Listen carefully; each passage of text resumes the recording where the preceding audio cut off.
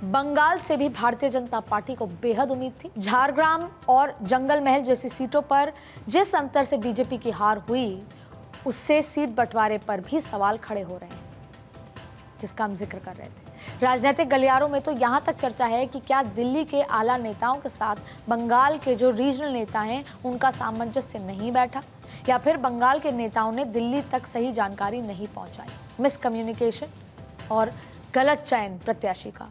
बंगाल में महिला और मुसलमान वोटर का बड़ा रोल है। एम फैक्टर, मोदी, ममता, महिला, मुसलमान, मैसिव मैंडेट, ये बहुत इंटरलिंक्ड है। पर ऐसे में सबसे पहले बीजेपी महिलाओं पर डिपेंडेंट थी, पर ऐसा होता नजर नहीं आ रहा बंगाल में कि महिलाओं ने एक तरफा वोट किया हो।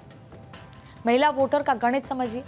बीजेपी ने इस बार बंगाल में संदेशखाली और लॉ एंड ऑर्डर का मुद्दा जोर शोर से उठाया, महिलाओं की अस्मिता का मुद्दा जोर शोर से उठाया, लेकिन नतीजों में उसका असर गायब लगा। बशीरहाट की जो सीट से टीएमसी ने भारी अंतर से जीत दर्ज की।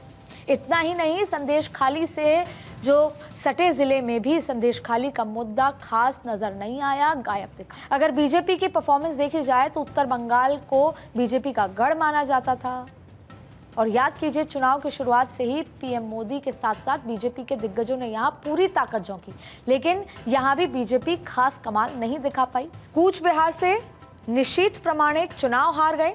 2019 में बीजेपी को दूसरी सबसे बड़ी सफलता जंगल महल के इलाकों से मिली थी, लेकिन इस बार जंगल महल की 3 सीटें मदीनापुर, झारग्राम और बांकुड़ा बीजेपी ने गंवा दी।